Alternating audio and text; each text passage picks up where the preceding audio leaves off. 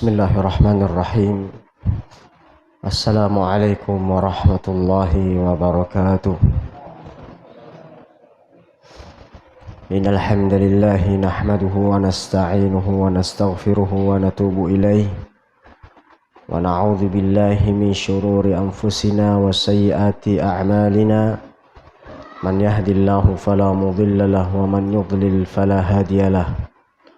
أشهد أن لا إله إلا الله وحده لا شريك له وأشهد أن محمدا عبده ورسوله لا نبي ولا رسول بعده اللهم صل وسلم على نبينا محمد وعلى آله وأصحابه ومن تبعهم بإحسان إلى يوم الدين يقول ربنا جل وعلا يا أيها الذين آمنوا اتقوا الله حق تقاته ولا تموتن إلا وأنتم مسلمون وقال يا أيها الناس اتقوا ربكم الذي خلقكم من نفس واحدة وخلق منها زوجها وبث منهما رجالا كثيرا ونساء واتقوا الله الذي تساءلون به والأرحام إن الله كان عليكم رقيبا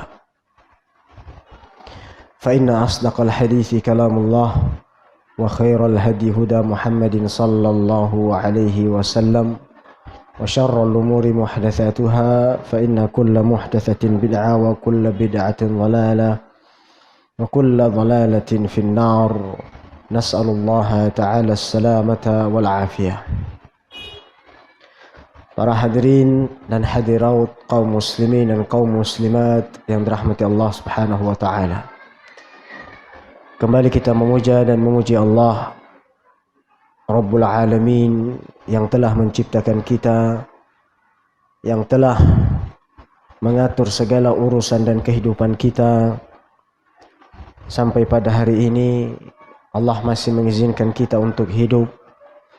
Allah masih memberi kita kesempatan untuk bertaubat dan kembali kepada Allah Subhanahu wa taala.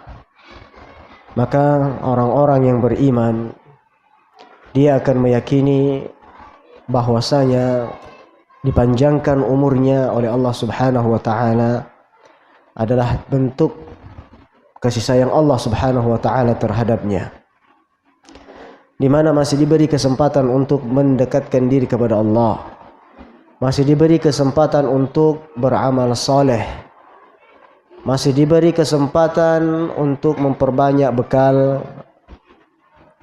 di dalam kehidupan di akhirat kelak.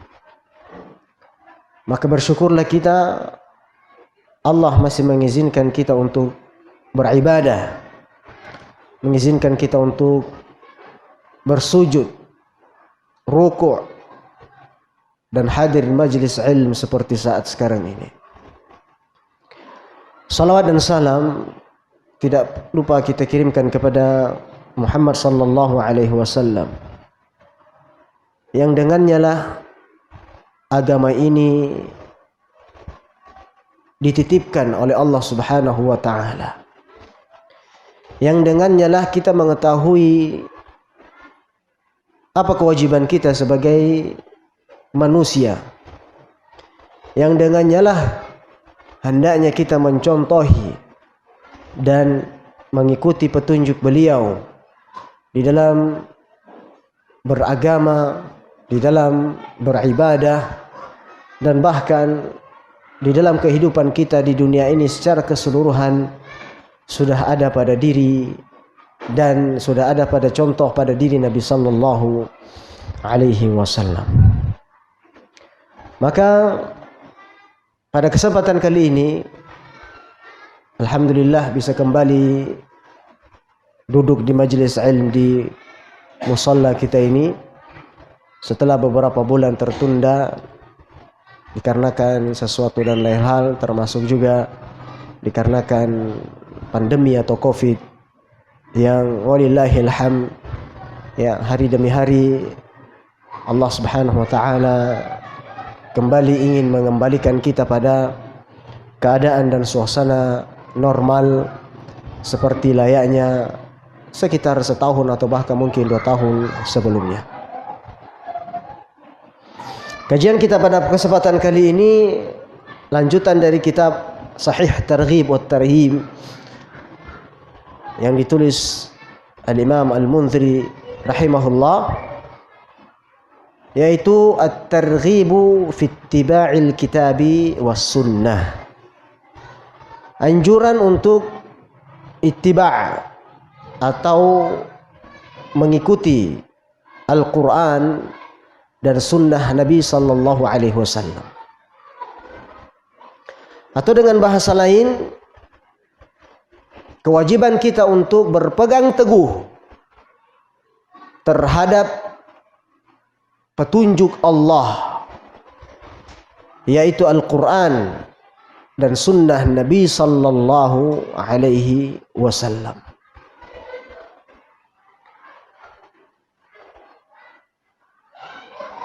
Banyak hadis yang menjelaskan tentang wajibnya seorang mukmin atau seorang muslim untuk berpegang teguh dengan Al-Quran dan As-Sunnah. Dan tidaklah seseorang dikatakan mukmin sampai menjadikan Al-Quran dan As-Sunnah sebagai pedoman hidupnya. Ya, sebagai pedoman hidupnya. Karena inilah petunjuk ilahi, petunjuk yang datang dari langit, yaitu Allah Subhanahu wa taala. Yang tidak ada keraguan di dalamnya, petunjuk yang penuh dengan keagungan dan menunjukkan tentang kesempurnaan Allah Subhanahu wa taala. Petunjuk yang tidak ada kekurangan dan celah di dalamnya. Tidak ada aib. Itu petunjuk Al-Quran dan sunnah Nabi sallallahu alaihi wasallam. Maka barang siapa yang ingin selamat di dunia dan di akhirat, dan tentunya ini adalah cita-cita kita semuanya, bukan hanya senang di dunia, tapi senang di akhirat. Apa artinya senang di dunia? Apa artinya bahagia di dunia? Kalau ternyata di akhirat kelak menjadi orang-orang yang dicelakakan atau orang-orang yang disiksa, orang-orang yang merugi, wal'iyadzubillah. Maka barang siapa yang ingin keselamatan di dunia dan di akhirat, hendaknya dia menjadikan Al-Quran dan Sunnah sebagai pedoman hidupnya, petunjuk, sebagai undang-undang, dustur. Dustur itu undang-undang. Ya. Apapun yang dilakukan di dunia ini, masalah apapun, hukum apapun, maka semuanya sudah ada perkaranya di dalam Al-Quran dan As-Sunnah. Sudah ada aturan mainnya.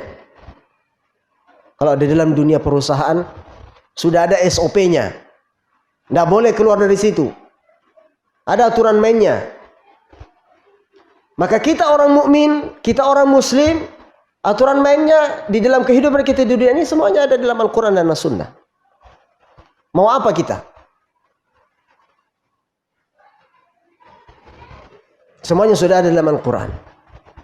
Dan inilah satu-satunya petunjuk yang tidak pernah salah. Petunjuk Al-Quran dan sunnah Nabi sallallahu alaihi wasallam. Sering saya katakan, petunjuk-petunjuk di dunia ini semuanya berpotensi salah. Berpotensi memiliki kekurangan. Berpotensi memiliki kekeliruan. Petunjuk apapun itu. Pokoknya petunjuk selain Al-Quran dan As-Sunnah itu pasti masih memiliki celah dan kekurangan. Petunjuk arah kah, ya, atau petunjuk apapun itu, pasti memiliki kekurangan. Tapi Al-Quran dan Sunnah tidak. Karena Allah Subhanahu wa taala sendiri yang menjamin. Al-Quran yang tidak akan pernah diselewengkan, Al-Quran yang tidak akan pernah selisih makna dan kandungannya. Karena Allah sendiri yang akan menjaganya. Maka sekuat apapun orang-orang yang memusuhi agama untuk mau menjauhkan kita dari Al-Quran, Al-Quran tidak akan pernah berubah. Tetap begitu. Dan senantiasa ada orang-orang yang akan menjaganya. Baik para penghafal Al-Quran atau para ulama-ulama rasikhun fil ilm, yang kuat di dalam ilm, yang berpegang teguh dengan Al-Quran dan As-Sunnah. Inna nahnu nazzalna dzikra wa inna lahu lahafizun, kata Allah. Kami yang menurunkan adz-dzikra, itu Al-Quran, dan sesungguhnya kamilah juga yang akan menjaganya.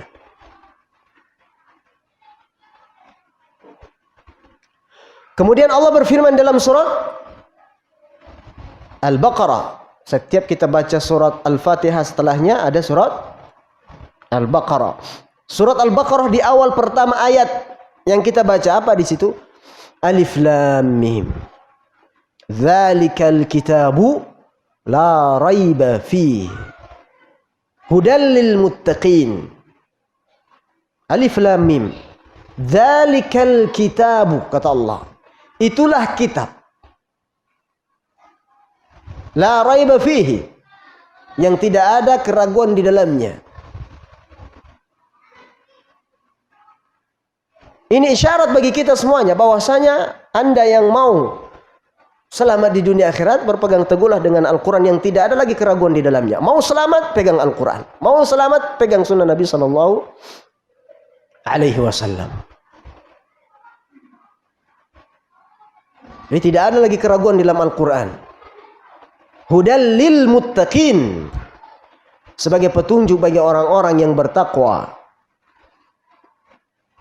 Sebagai petunjuk bagi orang-orang yang bertakwa. Nah, kita masuk hadis dalam kitab ini. Hadis yang pertama, Anil Irbad bin Sariyah radhiyallahu taala anhu qala wa'adhana Rasulullah sallallahu alaihi wasallam mau'izah wajilat minha al-qulubu wa dharafat minha al-uyunu فقلنا يا رسول الله كأنها موعظة مودع فأوصنا قال أوصيكم بتقوى الله والسمع والطاعة وإن تأمر عليكم عبد وإنه من يعش منكم فسيرى اختلافا كثيرا فعليكم بسنتي وسنة الخلفاء الراشدين المهديين عضوا عليها بالنواجذ وإياكم ومحدثات الأمور فإن كل بدعة ضلالة. Hadis rawahu Abu Dawud, diriwayatkan Imam Abu Dawud dan Imam Tirmidzi, Imam Ibnu Majah dan Imam Ibnu Hibban di dalam sahihnya. Dan Imam Tirmidzi berkata, hadis ini adalah hasan sahih. Baik. Dari Irbad, salah seorang sahabat mulia, berkata, bin Sariyah, wa'adhana Rasulullah sallallahu alaihi wasallam mau'izah. Rasulullah menyampaikan kepada kami mau'izah. Apa artinya mau'izah? Nasihat, wejangan, pesan. Wajilat minhal qulub, di mana mau'izah ini menggetarkan hati kami. Wa dharafat minha al-uyun, dan meneteskan air mata. Lihat, saking lembutnya hati para sahabat, nasihat-nasihat Rasulullah senantiasa mampu menggetarkan hati mereka dan mampu meneteskan air mata para sahabat, saking lembutnya hati para sahabat radhiyallahu taala an. Karena air mata ini bisa keluar dari hati yang lembut. Kalau hati kita keras, tidak akan mungkin keluar air mata. Hati keras, tidak mungkin bisa mengeluarkan air mata. Air mata apa? Takut kepada Allah Subhanahu wa taala. dan mengeluarkan air mata karena kan takut kepada Allah Subhanahu wa taala, ini di antara da'bus salaf, di antara kebiasaan orang-orang terdahulu salafus saleh. Ya. Tidak sedikit di antara mereka ketika beribadah kepada Allah senantiasa meneteskan air mata. Berdoa kepada Allah, salat, baca Al-Quran, senantiasa menangis. Sebagaimana diriwayatkan Abu Bakar As-Siddiq, ya, ketika beliau mengimami semua jamaah para sahabatnya, terdengar ya isak tangisnya beliau radhiyallahu taala an, dan banyak lagi para sahabat-sahabat dan salafus saleh yang lainnya. Maka kata beliau, Rasulullah sallallahu alaihi wasallam bermau'izah, menasihati kami, di mana nasihatnya ini mampu menggetarkan hati dan mampu meneteskan air mata. Faqulna ya Rasulullah, mereka berkata, wahai Rasulullah, ka'annaha mau'izatu muwaddi'in fa'ausina. Mereka berkata, ya Rasulullah, ini seperti nasihat terakhir. Ini seperti nasihat perpisahan. Maka nasihatilah kami, maka wasiatkanlah kepada kami. Maka apa kata Rasulullah sallallahu alaihi wasallam? Usikum bitaqwallah.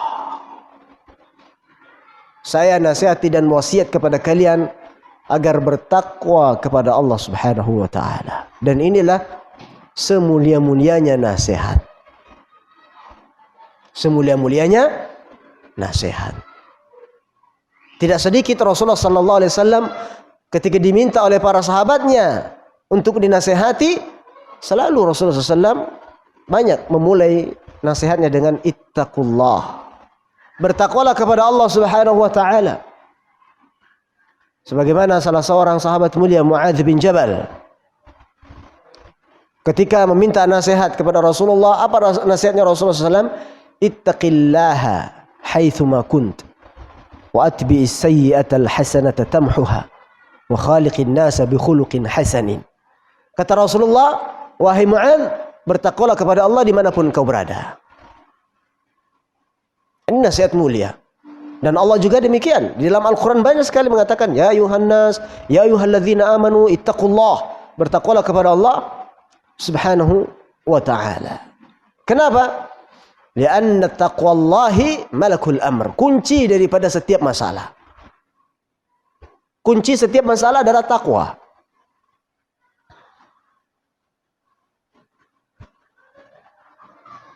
Ala inna awliya Allahi la khawfun alaihim wa la hum yahzanun alladzina amanu wa kanu yattaqun.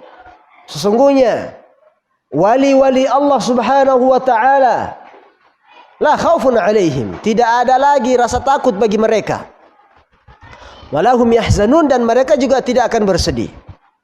Siapa mereka wali-wali Allah? Alladzina amanu wa kanu yattaqun. Mereka adalah orang-orang yang beriman dan orang-orang yang bertakwa. Inilah wali-wali Allah. Jadi siapapun dia, tatkala dia beriman, kemudian dibarengi dengan ketakwaan kepada Allah, maka dia pantas untuk disebut wali Allah Subhanahu wa ta'ala. Jadi ini syarat utama kalau orang mau dikatakan wali, iman dan takwa. Karena dengan keimanannya dugalah akhirnya dia bertakwa kepada Allah Subhanahu wa taala. Dan kita ketahui bersama apa makna takwa. Takwa Allah yakni fi'lu ma amara bihi wan nahyu bima nahaa anhu. Wat tarku bima nahaa anhu. yakni mengerjakan apa yang diperintahkan dan menjauhi segala apa yang dilarang. Apa yang diperintahkan kita kerjakan. Salat, puasa, zakat, sedekah dan lain sebagainya. Dan menjauhi segala apa yang dilarang. Ini bentuk takwa. Jadi orang yang mau dikatakan orang-orang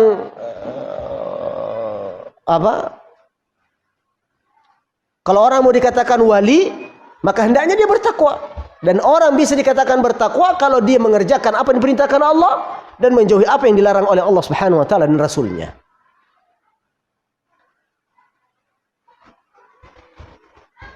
Jadi orang menjadi wali itu enggak repot-repot. Mau jadi wali beriman, bertakwa kepada Allah Subhanahu wa taala.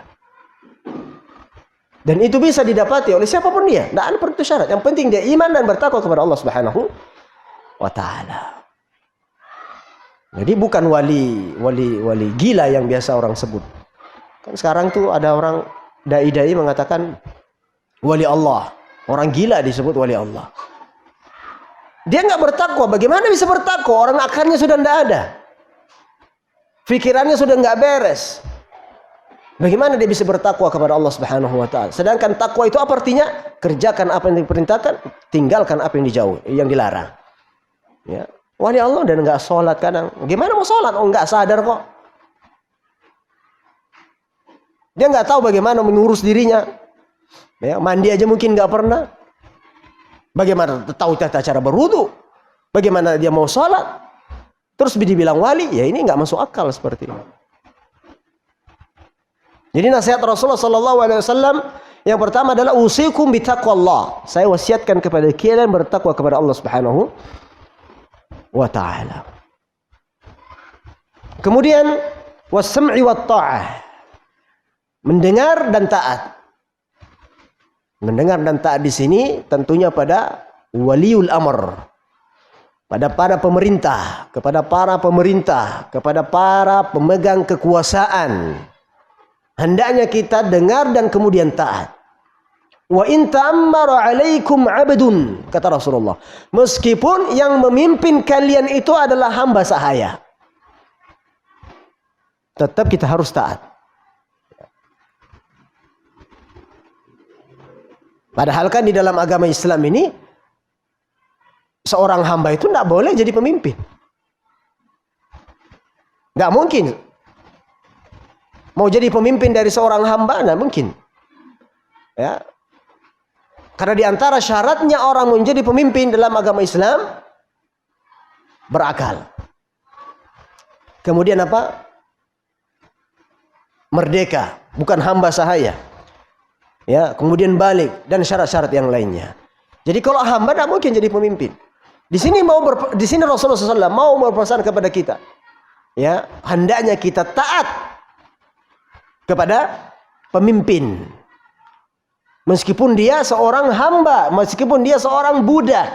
Yang artinya kalau ada pemimpin dari budak, tentunya cara pemilihannya, cara penentuan pemimpin ini sudah tidak benar, sudah tidak melalui jalan sesuai dengan syariat Islam.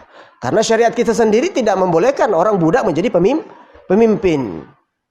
Ya, kalau ada yang menjadi pemimpin dari budak, otomatis ini tidak sesuai dengan tuntunan syariat kita di dalam menentukan seorang pemimpin. Yang artinya, ya, meskipun di sini ya kita berada di bawah kepemimpinan, ya, yang tidak mungkin sesuai dengan syariat, ya, cara pemilihannya tidak sesuai dengan syariat, ya, seperti cara-cara demokrasi, ya, semua orang bisa memilih, yang bodoh pun bisa memilih, yang gila pun sekarang bisa memilih. Ya begitu ya, ya. Demo crazy. Apa artinya crazy? Gila. Allah Ustaz. Ada syara Islam.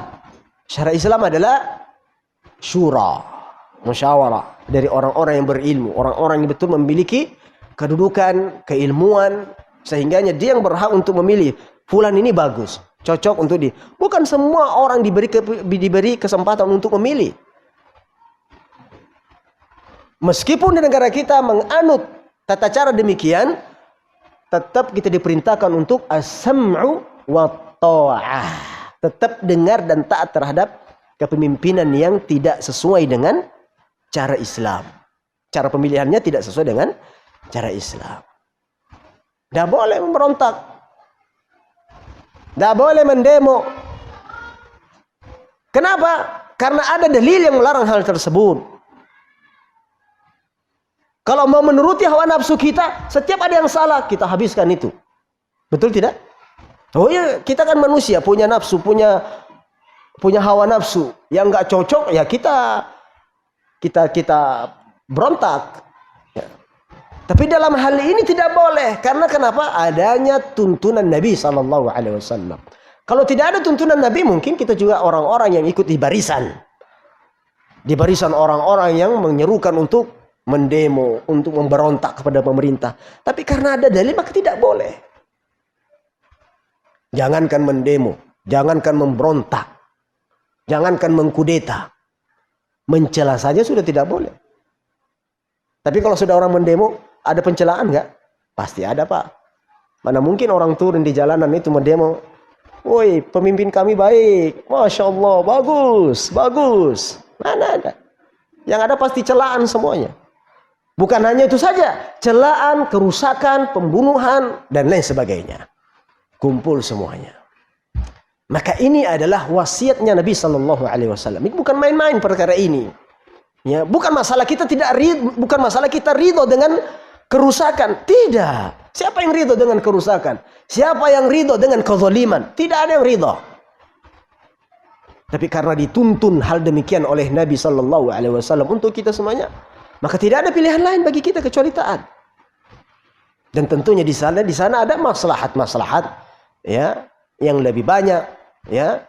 Dan ketika kita tidak taat, tentunya mudaratnya pun akan lebih banyak, ya, kita jumpai dan kita dapatkan. Jadi kata Rasulullah SAW, hendaknya kalian mendengar dan kemudian taat meskipun dipimpin oleh hamba sahaya. Nah, kemudian wa innahu man ya'ish minkum, dan sesungguhnya barang siapa yang hidup di antara kalian, ya, siapa yang hidup kelak di antara kalian, fasayara ikhtilafan katsira, maka akan melihat banyak perselisihan, banyak perbedaan. Ini sabda Nabi, ini mukjizat. Mukjizat. Ketika itu ada nggak perselisihan? Banyak nggak perselisihan di zaman Rasulullah, di zaman sahabat? Belum, nggak ada perselisihan. Kenapa tidak ada perselisihan? Karena ada Rasulullah Sallallahu Alaihi Wasallam. Ada hal-hal yang kurang jelas, yang tidak difahami, langsung ditanyakan kepada Rasulullah Sallallahu Alaihi Wasallam. Di zaman sahabat juga demikian. Tidak terlalu banyak perselisihan. Karena kenapa? Mereka yang langsung menyaksikan wahyu dari Allah dan Rasulullah Sallallahu Alaihi Wasallam. Kata Rasulullah, siapa yang hidup di antara kalian nanti, kita ini yang hidup ini, maka akan melihat banyak perbedaan. Mukjizat. Dari mana Rasulullah bisa tahu kalau bukan dari wahyu dari Allah? Dari mana Rasulullah tahu mengetahui perkara-perkara gaib? Ini perkara-perkara gaib. Kenapa perkara gaib? Karena akan datang. Kita nggak bisa mengetahui, Pak, apa yang akan datang ini. Besok nggak tahu kita perkara apa yang kita dapatkan. Tapi Rasulullah tahu. Siapa yang hidup di antara kalian kelak akan melihat banyak perbedaan. Ya. Dan ini hadisnya hasan sahih.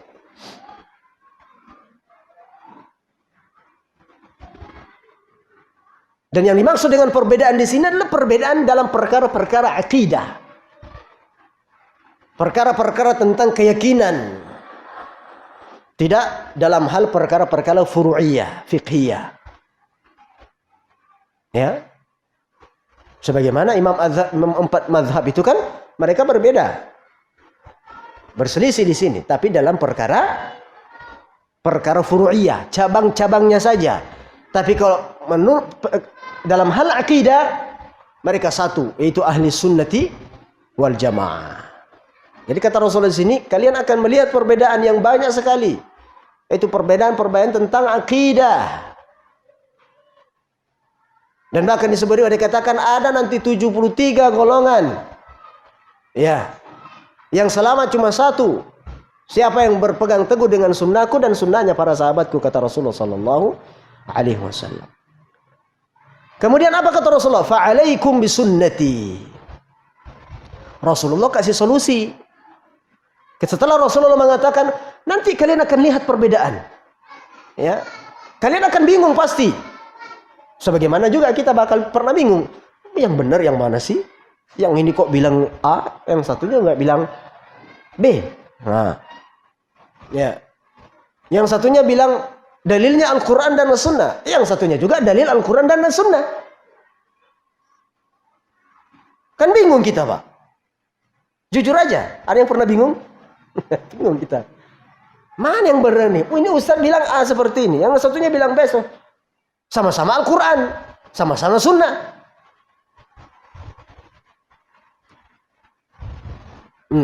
Maka solusi dari Rasulullah SAW, alaikum bisunnati wa sunnatil khulafa'ir rasyidin al-mahdiyyin. Solusinya, hendaknya kalian berpegang teguh dengan sunnahku, petunjuk Nabi sallallahu alaihi wasallam. Cukup? Tidak. Sebagaimana yang digaungkan oleh orang-orang tertentu, kami kan juga berpegang teguh dengan Al-Quran dan Sunnah. Sama-sama masdarnya kami, rujukan kami dua ini. Tapi belum cukup. Ada tambahannya. Apa tambahannya? Wa sunnatil khulafa'ir rasyidin al-mahdiyyin. Dan sunnah-sunnah khulafa'ir rasyidin. Sunnah-sunnah para sahabat Rasulullah sallallahu alaihi wasallam. Karena kenapa? Merekalah yang pertama kali menyaksikan wahyu turun. Merekalah yang langsung belajar dari Rasulullah sallallahu alaihi wasallam.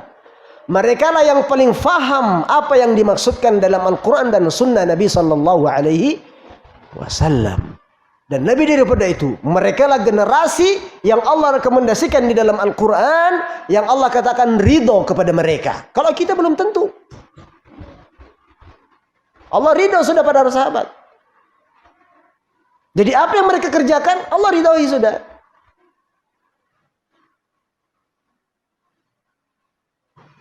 Lebih daripada itu, Rasulullah sudah merekomendasikan para sahabatnya. Para tabi'in, para tabi'in adalah generasi terbaik.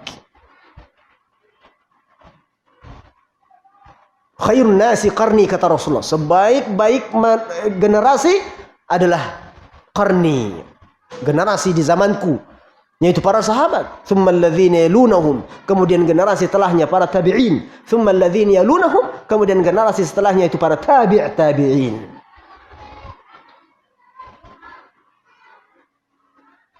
Jadi ini sudah kabar dari dulu dari Rasulullah. Kalian pasti akan melihat perselisihan banyak sekali. Itu pasti. Ini sudah terjadi. Sabda Rasulullah ini sudah fakta, sudah nyata, sudah di hadapan mata kita semuanya. Banyak perbedaan. Ini dan itu dan seterusnya. Tapi solusi dari Rasulullah, alaikum bisunnati. Berpegang teguh dengan sunnahku dan sunnahnya para sahabatku.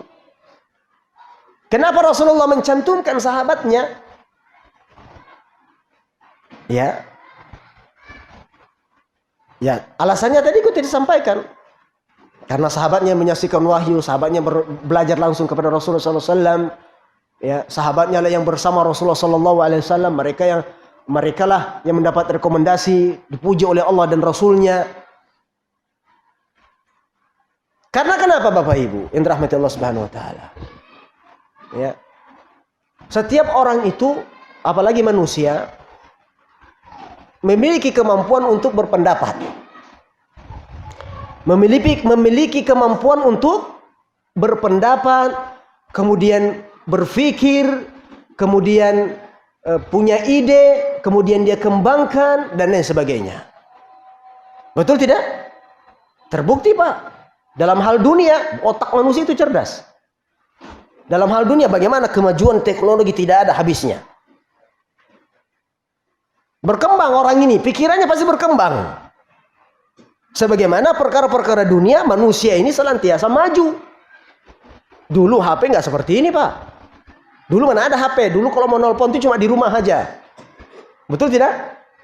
Itu kalau orang sudah punya telepon itu, wah itu sudah orang borju, itu sudah tajir sudah itu. Sudah telepon genggam gini ya. Sebelumnya lagi ada yang katanya diengkol. Gitu ya. Nah, datang lagi HP. Telepon rumah. Nah, datang lagi nanti apa? HP jadul. Datang lagi Android. Sekarang datang lagi Android.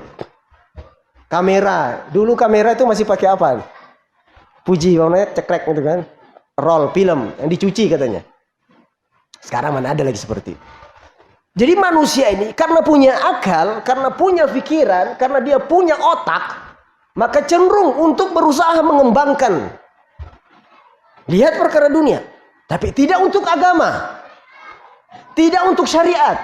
Kalau untuk dunia silakan berkembang, tidak ada larangan. Kata Rasulullah SAW mengatakan, antum a'lamu bi umuri dunyakum. Kalian lebih faham tentang perkara-perkara dunia kalian. Tidak ada yang salah kalau masalah dunia, malah justru lebih baik selagi tidak menjerumuskan manusia ke dalam kecelakaan. Tapi untuk perkara dunia jangan coba-coba. Jangan coba-coba mengembangkan, berinovasi, memodifikasi, apa lagi? Ya modifikasi, apa lagi? Berinovasi, berfantasi, berkreasi. Dalam perkara agama jangan coba-coba, Pak. Sudah ada, makanya Rasul mengatakan, kembalikan kepada para sahabatku bagaimana mereka memahami agama ini. Karena cenderung orang itu akan terus berkembang. Di zaman nanti berapa zaman, Pak? Berapa generasi sudah kita dari Rasulullah sejak sekarang ini.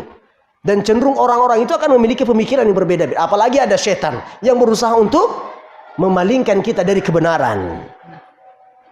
Betul tidak? Ya. Maka tidak ada solusinya selamat kembalikan perkara agama sesuai dengan pemahaman para sahabat. Ini penting, ini kita ketahui. Karena kalau tidak, apa gunanya Rasulullah diutus? Kalau Anda bisa, masing-masing generasi bisa mendatangkan cara ibadah yang berbeda, apa gunanya Rasulullah diutus? Betul tidak?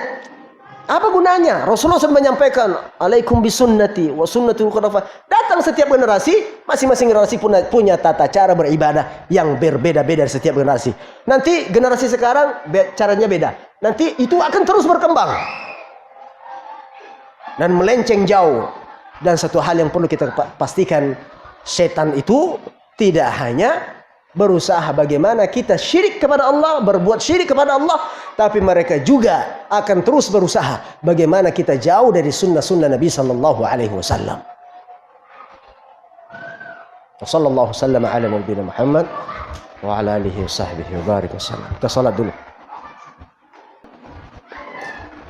Jadi ketika Rasulullah sallallahu alaihi wasallam berpesan kepada kita untuk bertakwa, kemudian taat dan dengar terhadap pemimpin, dan setelah itu Rasulullah mengabarkan kepada kita bahwasanya akan terjadi perpecahan dan perselisihan yang banyak. Maka Rasulullah memberikan kita jalan keluar atau solusi. Yang pertama adalah alaikum bisunnati. Hendaknya kalian berpegang teguh dengan sunnahku dan sunnahnya khulafa ar-rasyidin, sunnahnya para sahabat Nabi sallallahu alaihi wasallam. Sampai-sampai Rasul mengatakan addu 'alaiha bin nawajid, berpegang teguhlah dengannya dan gigitlah dengan gigi geraham.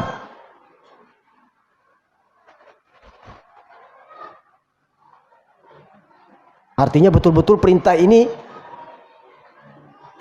sangat besar.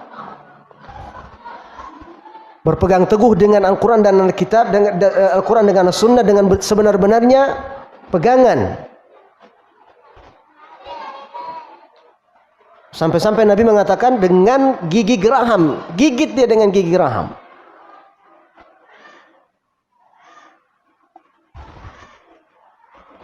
Dalam riwayat lain bahwasanya dikatakan orang yang berpegang teguh dengan sunnahnya, apalagi yang hidup di akhir zaman, sama seperti halnya berpegang dengan bara api yang menyala-nyala. Berat. Berat, tidak mudah ya ikhwan. Makanya kalau ada yang curhat, ada yang ngeluh, Ustaz, susah sekali Ustaz. Di keluarga saya begini dan begitu. Lingkungan saya begini dan begitu. Ya memang seperti itu. Lumrahnya seperti itu. Dan barangkali itu tidak atau belum termasuk apa-apa gitu. Ya, kita belum dilempari kotoran. Ada yang sudah dilempari kotoran? Belum. Belum ada yang lempari bebatuan. Orang yang berpegang teguh dengan sunnah pasti akan disakiti, minimal diomongi dan lain sebagainya.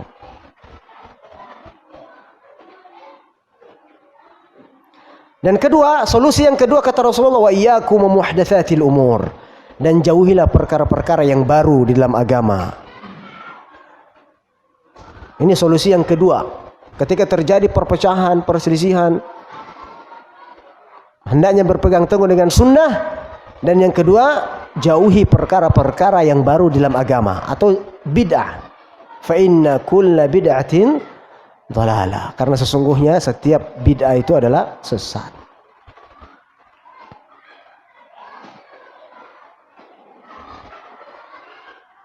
Jadi dua perintah di sini mulia sekali untuk kita terapkan di dalam kehidupan kita. Yaitu menjalankan sunnah Nabi, dan di sisi lain tinggalkan yang namanya perkara-perkara baru atau dalam masalah bid'ah. Karena masih banyak orang sunnah dijalankan. Sunnah dijalankan. Tapi yang kedua ini belum dia tinggalkan. Ada yang seperti itu? Banyak. Jadi dua solusinya. Jalankan sunnah Nabi, tinggalkan perkara-perkara bid'ah. Kenapa? Karena ditakutkan perkara-perkara bid'ah ini bisa mengikis sunnah-sunnah Nabi SAW. Tidaklah suatu bid'ah dihidupkan kecuali sunnah yang akan mati. Sunnah yang akan mati, tersingkir, itu yang namanya sunnah. Kalau sudah mengamalkan perkara-perkara bid'ah. Dan bisa sampai meninggalkan yang wajib. Kalau terlalu meremehkan perkara-perkara bid'ah. Gampang lah, tidak masalah lah, dan itulah. Minimal sunnah ditinggalkan, dan nanti berujung kepada wajib pun bisa ditinggalkan. Wa'iyadzubillah.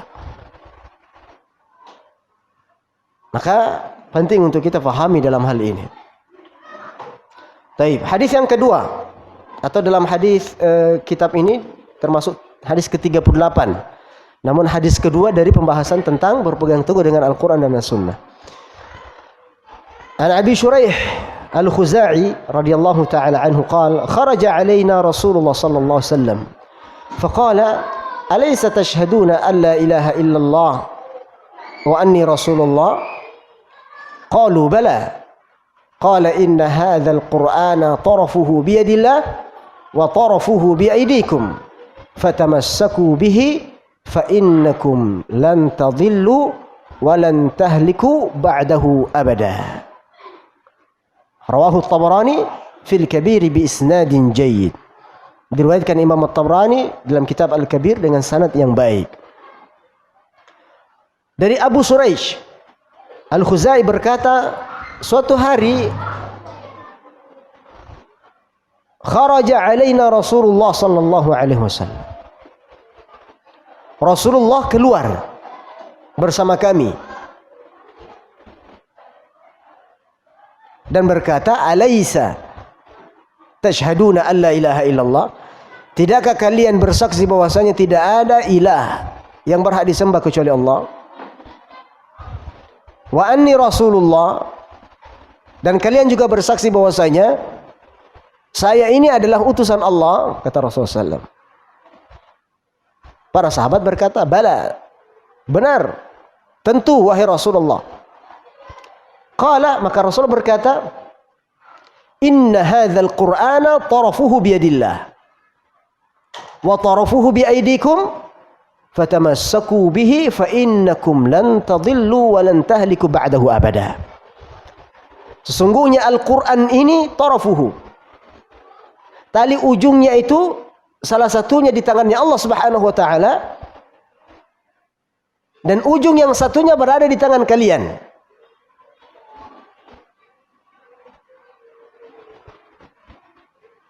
Fatamassaku bihi, maka berpegang teguhlah dengan tali tersebut. Fa innakum lan tadillu, sesungguhnya kalian tidak akan pernah tersesat dan tidak akan binasa ba'dahu abadan, setelahnya. Jadi di sini perintah untuk berpegang teguh dengan tali agama Allah Subhanahu wa taala. Wa'tasimu bihablillahi jami'a wa la tafarraqu, dan berpegang teguhlah dengan talinya Allah Subhanahu wa taala, yaitu Al-Quran dan Sunnah Nabi Sallallahu Alaihi Wasallam, dan janganlah kalian bercerai-berai. Hadis berikutnya, وروي عن جبير بن مطعم رضي الله تعالى عنه قال كنا مع النبي صلى الله عليه وسلم بجحفة فقال أليس تشهدون أن لا إله إلا الله وحده لا شريك له وأني رسول الله وأن القرآن جاء من عند الله قلنا بلى قال فأبشروا فإن هذا القرآن طرفه بيد الله وطرفه بأيديكم فتمسكوا به فإنكم لن تضلوا ولن تهلكوا بعده أبدا رواه البزار والطبراني في الكبير والصغير. Hadis yang senada dengan hadis yang sebelumnya, namun dari sahabat yang berbeda, diriwayatkan juga oleh Imam At-Tabrani dari Jubair bin Mut'im radhiyallahu taala anhu berkata, "Kunna ma'an Nabi sallallahu alaihi wasallam fi Juhfa." Suatu ketika kami bersama Rasulullah di daerah Juhfa. Faqala, maka Rasul berkata, "Alaysa tashhaduna an la ilaha illallah wahdahu la syarika lah?" Bukankah kalian bersaksi bahwasanya tidak ada Tuhan yang berhak disembah kecuali Allah yang tidak ada sekutu baginya? Wa anni Rasulullah, dan saya ini adalah utusan Allah. Wa anna al-Qur'ana jaa'a min indillah, dan Al-Qur'an itu datang dari sisi Allah Subhanahu wa taala. Qulna bala, para sahabat pun berkata, tentu benar wahai Rasulullah. Kami bersaksi dengan demikian. Maka Rasulullah bersabda, "Fabshiru, bergembiralah kalian. Fa inna hadzal Qur'ana tarfuhu biyadillah." Sesungguhnya Al-Qur'an ini adalah tali ujungnya di tangannya Allah Subhanahu wa taala, wa tarfuhu biaidikum, dan tali satunya lagi berada di tangan kalian. Fatamassaku bihi, maka berpegang teguhlah dengannya. Fa innakum lan tadillu wa lan tahliku ba'dahu abada. Karena sesungguhnya kalian tidak akan pernah tersesat dan tidak akan binasa setelahnya.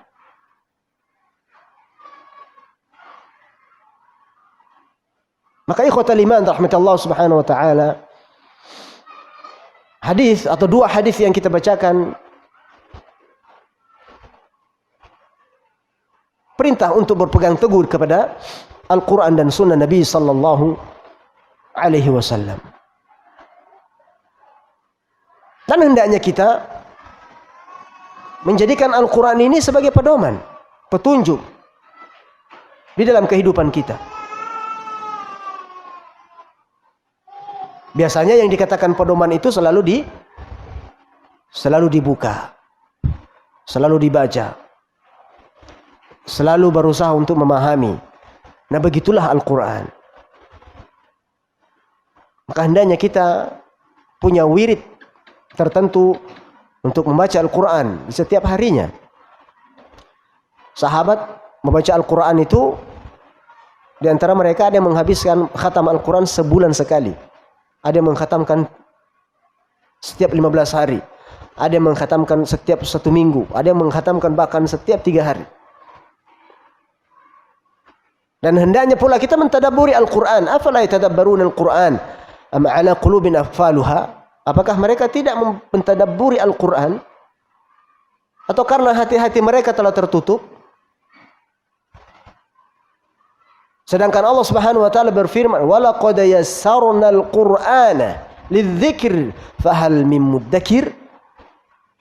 Dan sungguh telah kami mudahkan Al-Quran untuk diingat, mudah untuk dihafal. Maka apakah ada yang mau mengingat?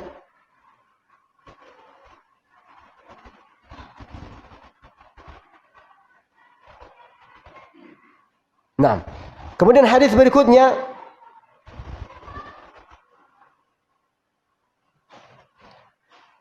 wa anhu aidan anna Rasulullah sallallahu alaihi wasallam, dari Abdullah bin Abbas radhiyallahu taala an, khataba an-nas fi hajjatil wada', faqala Rasulullah sallallahu alaihi wasallam berkhutbah di haji wada', haji perpisahan. Maka Rasulullah bersabda, "Inna syaitana qad ya'isa an yu'bada bi ardikum, walakinnahu radiya an yuta'a fima siwa dhalik mimma tahaqaruna min a'malikum fahdharu inni qad taraktu fikum ma in i'tasamtum bihi falan tadillu abada kitaballahi wa sunnata nabiyhi. Hadis diriwayatkan Imam Hakim dengan sanad yang sahih. Apa kata Rasulullah SAW? Suatu ketika kata Abdullah bin Abbas, Rasulullah berkhutbah di Haji Wada. Apa isi khutbahnya Nabi SAW?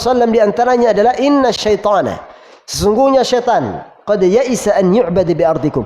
Syaitan itu sudah putus asa untuk mereka disembah di bumi kalian. Syaitan itu putus asa tidak disembah di negeri kalian. Walakinnahu radiya an yuta'a fi ma siwa dzalik. Namun mereka tetap ridho. Ya, tetap berusaha bagaimana ditaati dalam perkara lain. Ya. Mereka sudah tidak dijadikan sebagai Tuhan. Syaitan itu tidak disembah. Mereka sudah putus asa dalam hal ini.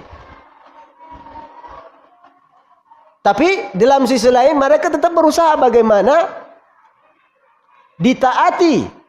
Ini syaitan. Bagaimana ditaati dalam perkara-perkara yang lainnya. Mimma tahaqaruna min a'malikum. Di antaranya adalah kalian meremehkan amalan-amalan kalian. Kata Rasulullah sallallahu alaihi wasallam. Di antara bentuk ya berhasilnya syaitan menggoda manusia adalah mereka meremehkan amalan-amalannya.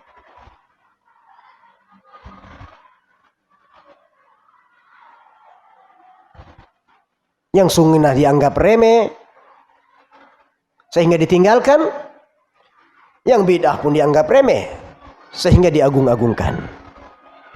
Nah, ini kan cuma perkara bid'ah. Kan bid'ah hasanah katanya. Kan ini baik. Kan ini bagus. Ya. Kalau untuk menyembah syaitan nggak bisa disembah sudah. Putus asa katanya, kata Rasulullah SAW. Putus asa setan itu kalau mau disembah di negeri kalian.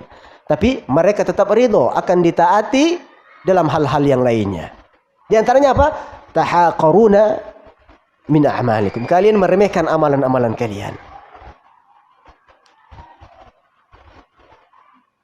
Meremehkan perkara-perkara dosa. Meremehkan perintah-perintah Allah dan Rasulnya. Ini yang dimaksudkan di sini. Sunnah dianggap remeh. Ini kan sunnah. Bukan wajib. Bukankah sunnah itu boleh ditinggalkan? Ditinggalkan tidak masalah. Dikerjakan dapat pahala. Jadi kalau ditinggalkan kan nggak apa-apa. Nah, berarti termasuk meremehkan. Tapi kalau misalnya dia betul-betul ya menghargai sebuah sunnah, tentu tidak keluar dari lisannya ucapan-ucapan seperti ini. Karena ini sunnah maka harus dijaga. Kan begitu. Karena ini ada tuntunannya maka harus dijaga. Karena kenapa? Pahala. Bukankah kita mau mendapatkan pahala dari Allah Subhanahu wa taala?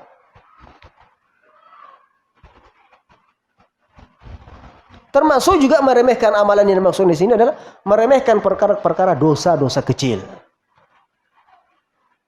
Ya. Meremehkan dosa-dosa kecil.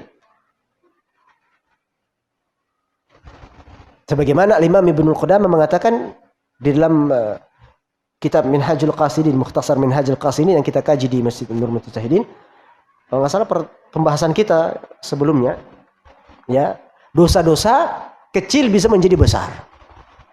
Apa penyebabnya? Di antaranya adalah karena menganggap remeh dosa tersebut, menganggap remeh, akhirnya menjadi besar. Sebagaimana Abdullah ibnu Mas'ud mengatakan bahwasanya orang mukmin itu melihat dosanya itu seperti gunung. Seakan-akan dia berdiri di atas atau di bawah kaki gunung, kemudian melihat ke atas gunung yang besar. Ya, dosa kecil itu ibarat gunung yang besar yang sewaktu-waktu akan menimpanya. Itu orang-orang beriman. Tapi orang-orang yang tidak beriman melihat dosanya itu seperti lalat yang kemudian hinggap di ujung hidungnya, kemudian dia tebas sedikit lalu pergi. Begitulah orang-orang ya yang tidak beriman menganggap dosa-dosa kecil itu seremeh itu maksudnya. Maka perkara-perkara bid'ah juga demikian. Jangan dianggap remeh.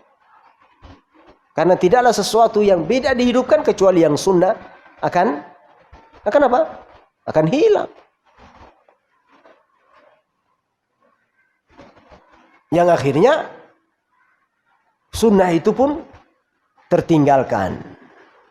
Sunnah itu pun tertinggalkan.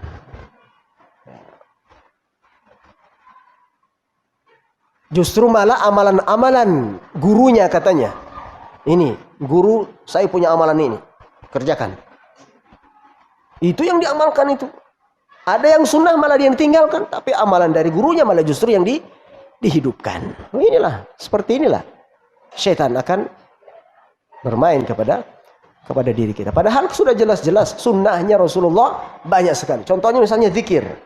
Ya, kalau Bapak Ibu mau mengamalkan zikirnya yang dicontohkan oleh Rasulullah Sallallahu Alaihi Wasallam, saya kira tidak sanggup. Ya, dari sejak bangun sampai tidur kembali, banyak sekali zikir-zikir yang tidak bisa kita amalkan. Ya, tapi kalau sudah jauh dari sunnah, ya, kemudian menganggap remeh perkara-perkara bid'ah, ya sudah. Itu yang dimuliakan akhirnya. Zikir yang merupakan ada contohnya dari Rasulullah, ada sunnahnya, malah justru ditinggalkan. Malah justru yang zikir-zikir nggak ada asalnya ini yang diagung-agungkan. Ini kan dari syekh saya ini. Ini dari guru saya ini. Ini bagus untuk diamalkan ini. Allahumma musta'an. Taib. Kemudian kata Rasulullah SAW, fahdharu, maka berhati-hatilah kalian. Inni qad taraktu fikum, sungguhnya telah aku tinggalkan bagi kalian, ma ini i'tasantum bihi, ketika kalian berpegang teguh dengannya, falan tadillu abada, kalian tidak akan pernah tersesat. Kitab Allahi wa sunnata nabihi, kitab Al-Quranul Karim dan sunnah Nabi sallallahu alaihi wasallam. Kemudian dari Abdullah bin Mas'ud radhiyallahu taala anhu, hadis yang ke-41, al-iqtisadu fi sunnati ahsanu min al-ijtihadi fil bid'ah, kata Abdullah bin Mas'ud.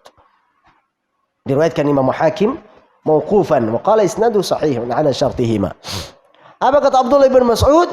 Al-iqtisadu fi sunnati ahsan min al-ijtihadi fil bid'ah.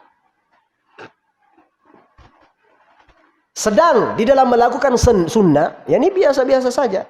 Sunnah biasa-biasa dia. Ya, salat tahajud 2 rakaat, witir 1 rakaat. Itu pun sudah di ujung-ujung. Masuknya subuh misalnya. Subuh masuk jam 4:30. Dia salatnya mungkin 10 menit sebelumnya bisa dapat 2 rakaat tahajud, 1 rakaat witir. Biasa. Tidak yang sampai 11 rakaat, bangun jam 1, jam 2. Itu kan luar biasa ya. Kemudian melaksanakan sholat duha 8 rakaat. Tidak, biasa-biasa. Ya. Qabliyah, ba'diyah. Maka kata Abdullah bin Mas'ud, sedang di dalam melaksanakan sunnah, ahsan, itu lebih baik daripada al-ijtihad fil bid'ah. Bersungguh-sungguh melakukan perkara bid'ah. Di dalam perkara sunnah dia biasa-biasa saja. Itu lebih baik kata beliau daripada bersungguh-sungguh melakukan bid'ah.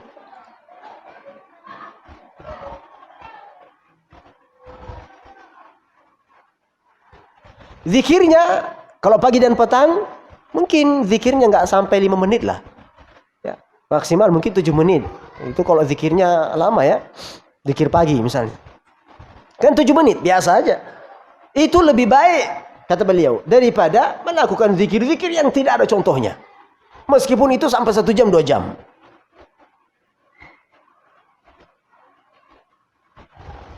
Nah, ini maksud perkataan beliau di sini.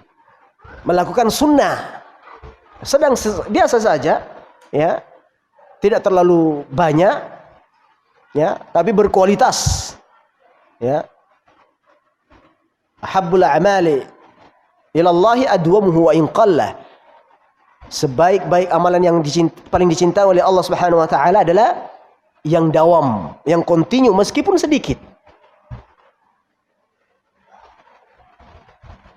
Daripada banyak-banyak tapi tidak kontinu. Ya, salat tahajud. Minggu ini tahajudnya dari jam 1 malam sampai jam 3 misalnya. Tahu-taunya minggu depan bangunnya pas azan. Nah, ini tentunya tidak baik seperti ini. Sedikit 2 rakaat tahajud, 1 rakaat witir, dan itu kontinu, itu lebih baik dan akan paling dicintai oleh Allah Subhanahu wa taala daripada bangun seminggu, setahun enggak bangun-bangun. Kan begitu. Kajian setiap minggu misalnya, hadir di 2 kajian setiap minggu, ya, atau mungkin itu lebih baik misalnya daripada yang kajian setiap harinya, tapi setelah itu setahun 2 tahun nggak pernah nampak bedang hidungnya. Jadi maksudnya melaksanakan sunnah biasa-biasa saja itu lebih baik daripada melakukan perkara-perkara bid'ah meskipun dilakukan dalam keadaan sungguh-sungguh. Baik. Sampai di sini barangkali ada pertanyaan. Allahumma musta'an.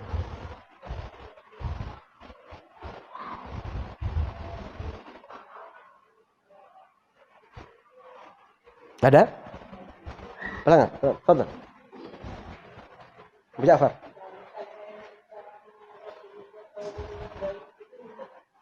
Gimana?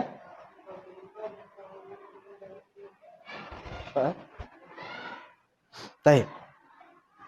Allah berfirman, tidak ada yang bisa mengetahui gaib kecuali Allah. Kecuali Allah. Rasulullah kok bisa tahu perkara-perkara gaib? Karena wahyu dari Allah Subhanahu wa taala. Dalam hadis tadi dikatakan, nanti siapa yang hidup di antara kalian akan melihat perpecahan. Itu kan perkara gaib. Belum terjadi.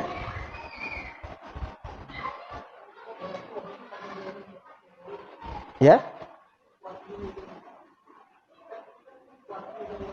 Iya, wahyu dari Allah, tapi kan belum terjadi. Belum terjadi, artinya belum nampak dia. Kok Rasulullah bisa tahu? Kan begitu. Kok Rasulullah bisa tahu? Maka itu semuanya datangnya dari Allah Subhanahu wa taala. Wahyu, dan Rasulullah berhak untuk mengetahui hal tersebut. Ya, jika ada wahyu dari Allah Subhanahu wa taala. Kalau tidak ada wahyu, Rasulullah tidak bisa mengetahuinya. Rasulullah sallallahu alaihi wasallam tidak mengetahuinya. Sebagaimana ketika ditanya oleh Rasulullah sallallahu alaihi wasallam, Malaikat Jibril, ya, akhbirni anis sa'ah. Kata Malaikat Jibril, beritahu aku tentang hari kiamat. Kapan terjadi? Kata Rasulullah SAW, mal mas'ulu anha bi'a'lama minas sa'il. Yang ditanya tidak lebih tahu daripada yang ditanya. Rasulullah nggak tahu karena memang tidak ada wahyu yang sampai kepada Rasulullah SAW. Kapan terjadi hari kiamat? Karena hari kiamat ini yang tahu hanya Allah Subhanahu wa taala. Ya, jadi kalau tidak ada wahyunya Rasulullah nggak tahu. Tapi kalau Rasulullah tahu itu sudah pasti ada wahyunya dari Allah Subhanahu wa taala. Sebagaimana ditegaskan dalam Al-Qur'an, "Wa ma yantiqu 'anil hawa", Rasulullah tidak akan pernah berucap dengan hawa nafsu, "in huwa illa wahyu yuha", kecuali yang keluar dari lisannya adalah wahyu yang disampaikan oleh malaikat Jibril dari Allah Subhanahu wa taala. Jadi Rasulullah bisa mengetahui perkara yang gaib. Dan itu adalah wahyu. Itu adalah wahyu. Selain itu tidak ada yang bisa mengetahui perkara gaib. Tidak ada yang bisa mengetahui perkara gaib. Ya. Rasulullah tahu lantaran wahyu. Allah Ta'ala. Ada pertanyaan tadi. Kenapa saya masukkan ini? Ada lagi?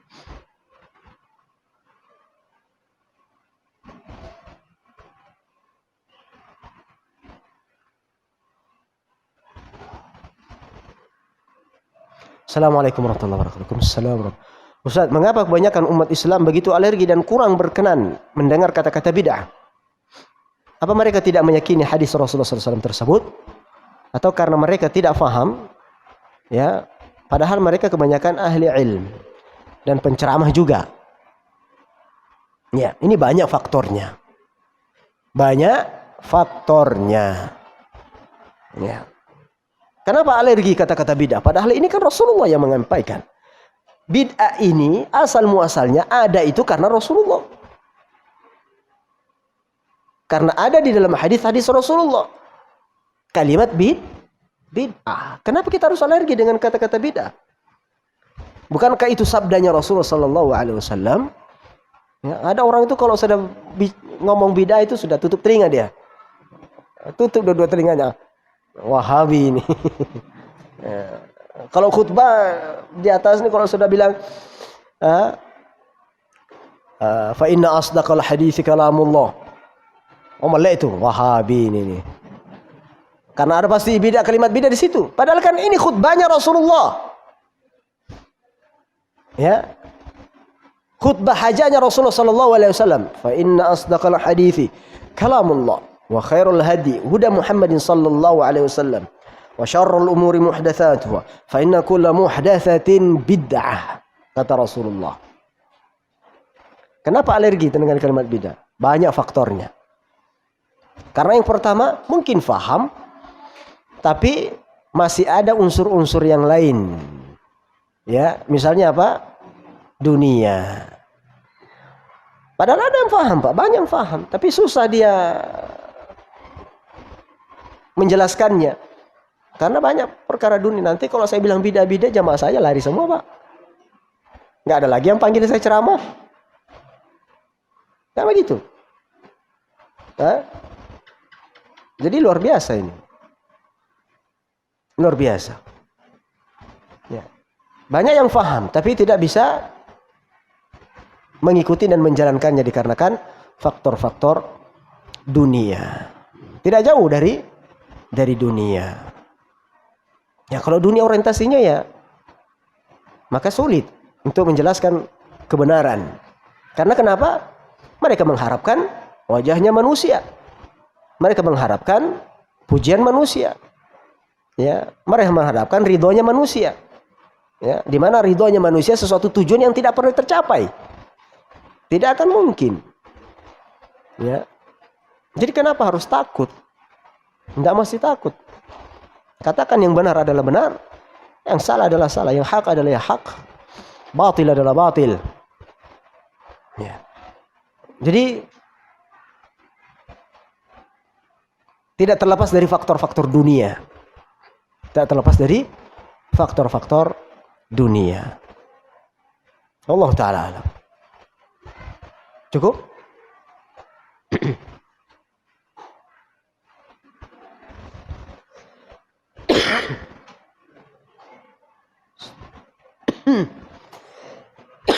La ilaha illallah.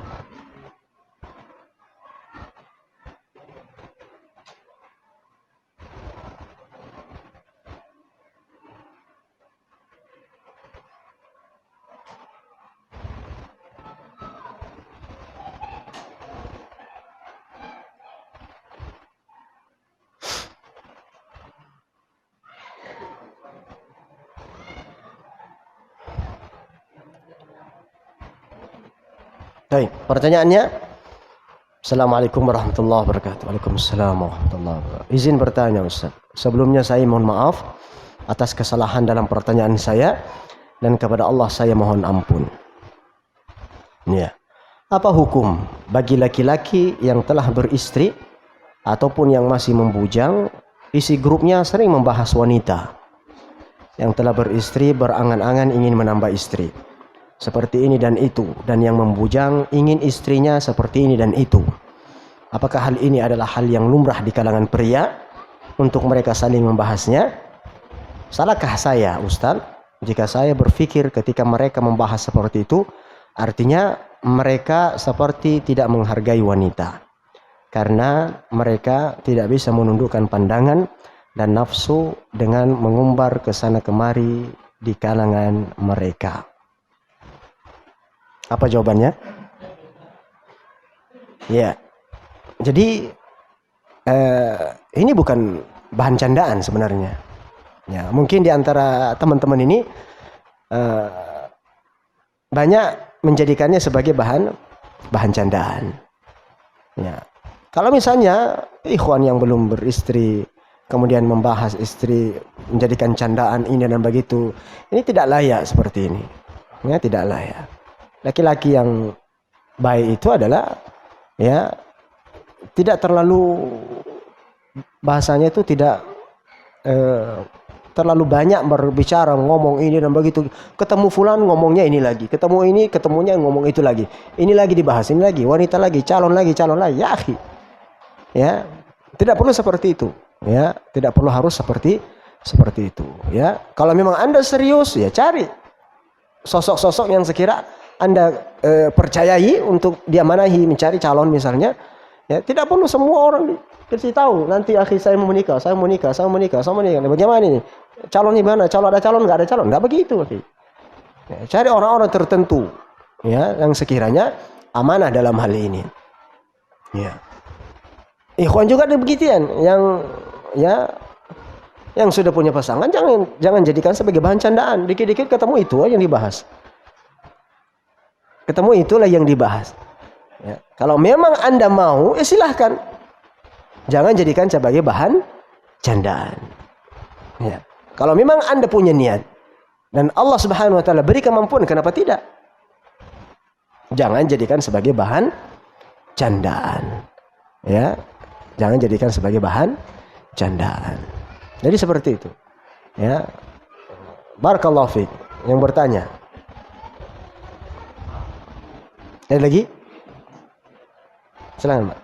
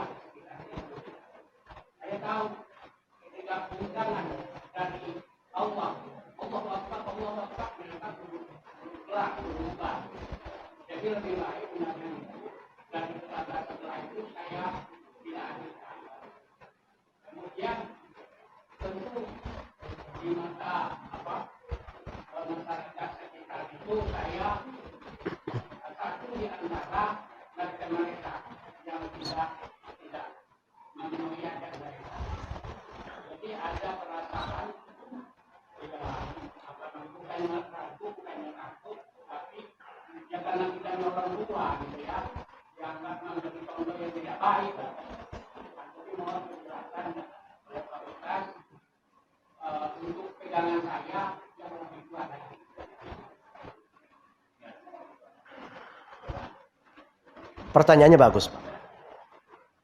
Jadi gini, kita hidup di dunia ini sebentar. Tujuan kita hidup di sini apa? Ibadah. Ibadah ini harusnya kepada siapa? Harusnya kepada Allah. Maka orientasinya adalah kita mau disukai oleh orang atau mau disukai oleh Allah Subhanahu wa taala. Itu apa ya? Bahasa simpelnya. Kita mengharap ridhonya Allah atau mengharap ridhonya manusia. Ya. Ya tentunya kita semuanya berharap ridhonya Allah Subhanahu wa taala. Ya. Ya, maka dahulukan ridhonya Allah Subhanahu wa taala daripada ridhonya manusia. Kalau mengharap ridhonya manusia, kata para ulama, ghayatun la tudrak. Sebuah cita-cita yang tidak akan pernah kita dapatkan. Hari ini suka, besok murka. Hari ini sayang, besok benci. Lusa, Jumat besok, minggu depan, tahun depan. Manusia begitu, Pak. Tapi kalau Allah enggak, kalau Anda baik, Allah harus suka pasti. Tidak mungkin Allah bolak-balik Anda benci. Tidak ada itu. Itu hanya sifat manusia itu. Ya. Kadang kita berbuat baik pun dibenci orang. Betul tidak? Ya. Dan pastikan ketika kita berbuat baik, yang menyukai adalah orang baik, yang membenci adalah orang buruk. Karena yang berbuat baik pun pasti ada yang membencinya. Iya kan? Ya. Yang berbuat buruk pun ada yang membencinya. Dan ada juga yang mencintainya. Yang berbuat buruk, yang mencintainya adalah orang-orang buruk, yang membencinya adalah orang-orang baik. Maka kita ini di mana? Posisi di mana? Berbuat baik atau berbuat buruk? Nah, tolak ukur kebaikan itu apa tolak ukurnya? Dalam hal beragama ya. Ya, dalam hal beribadah. Tolak ukurnya adalah Al-Quran dan Sunnah Nabi SAW. Anda beragama, beramal, ada nggak contohnya? Ya kalau nggak ada, ngapain sibuk-sibuk kita cari amalan-amalan yang lain? Yang tadi sudah dicontohkan. Orang menghidupkan bid'ah, yang sunnah pasti ditinggalkan. Bahkan yang wajib ditinggalkan. Orang sudah azan Allahu Akbar, masih sibuk di acara misalnya. Kan terjadi seperti itu, Pak. Akhirnya masjid kosong. Ya, akhirnya masjid kosong. Dan banyak acara-acara yang Masya Allah ketika acara itu diadakan, ramai Masya Allah, penuh masjid. Tapi giliran sholat subuh 2, 3, 4 yang hadir. Giliran sholat zuhur siapa yang hadir? Lebih penting mana? Yang wajib apa yang sunnah? Ini bukan sunnah lagi, Pak. Nah itu makanya orang yang menghidupkan perkara-perkara bid'ah itu pasti akan menjauhkan dari sunnah. Itu sudah jelas. Maka kita mengharap ridhonya siapa di sini? Mau mencibir, tidak akan mungkin kita bisa halangi orang mencibir kita. Dan biarkan saja, sekuat apa dia? Ya. Setahan apa orang mau mencibir kita? Ya. Sebulan, seminggu, setahun, tidak mungkin, Pak. Biasanya kan itu ada fasenya saja. Kalau baru-baru itu, ya pasti dicibir lah. Kalau baru-baru ya pasti ada banyak omongan. Tapi itu nggak bakal bertahan setahun. Itu kan sudah biasa. Oh memang begitu Bapak itu tuh. Kan begitu Pak ya? Pasti sudah kalimatnya, iya kok nggak mau datang dia. Kenapa dia kok nggak mau digabung sama kita? Nggak mau gabung. Itu banyak omongan kalau di awal-awal. Tapi kalau sudah setahun, itu memang kita sudah maklumi. Memang begitu Bapak tuh. Nanti dia akan cari tahu. Oh sama, saudara saya juga ada yang seperti itu. Kan begitu? Oh enggak, di tempat saya juga ada yang seperti itu. Enggak apa-apa, biasa aja kok. Kan begitu Pak? Jadi memang berat di awal. Berat di awal. Dan semua yang hijrah, yang mau mengaji, belajar lebih dalam lagi tentang agamanya, maka pasti akan mengalami hal yang sama. Pasti semua akan mengalami hal yang sama. Jadi seperti itu. Maka pentingnya untuk kita belajar terus begini biar kuat. Kalau udah nggak hadir di majelis ilmu, sudah. Ya, kita akan merasa lebih nggak enak dengan saudara-saudara kita daripada lebih nggak enak sama yang di atas. Nah begitu Pak. Orang banyak itu kita nggak enak lah sama tetangga, tapi dia merasa nggak enak sama yang di atas. Padahal dia yang mengasih rezeki, dia yang mengasih kendaraan, dia yang mengasih dia nafas, semuanya itu dari atas. Kenapa kita mengharap pandangan dan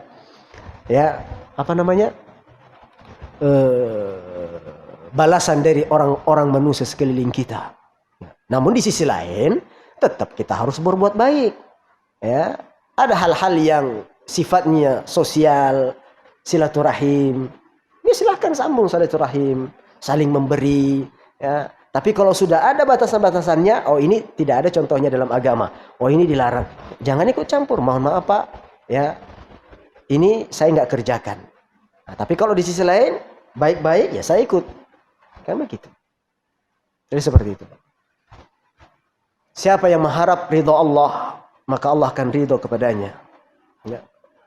Akan barang siapa yang mengharap ridhonya manusia, ya, maka Allah akan murka kepadanya. Ya, maka Allah akan murka kepadanya. Ya. Siapa yang mengharap ridho Allah, insya Allah ridho manusia pun dia akan dapatkan.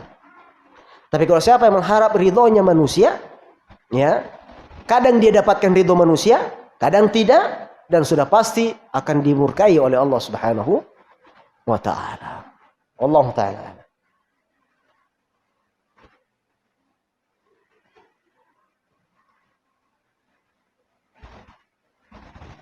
Assalamualaikum Ustaz. Terakhir, izin bertanya. Orang mati syahid semua dosa diampuni kecuali hutang. Apakah tidak membayar pajak kendaraan termasuk utang? Mohon pencerahan. Kalau tidak membayar utang pajak ya. Wallahu ta'ala alam. Saya nggak tahu. Ya. Silakan tanya ke ustaz yang lain yang barangkali lebih paham. Saya nggak tahu ini. Nggak tahu saya. Apakah termasuk utang pajak itu? Allahu a'lam. Baik, sampai di sini dulu. Barakallahu fikum. Yang benar datangnya dari Allah, yang salah datangnya dari saya pribadi. Kepada Allah saya beristighfar. Subhanakallahumma rabbana bihamdik, asyhadu an la ilaha illa anta astaghfiruka wa atubu ilaik. Sallallahu alaihi wasallam ala Muhammad wa ala alihi wasallam. Assalamualaikum warahmatullahi wabarakatuh.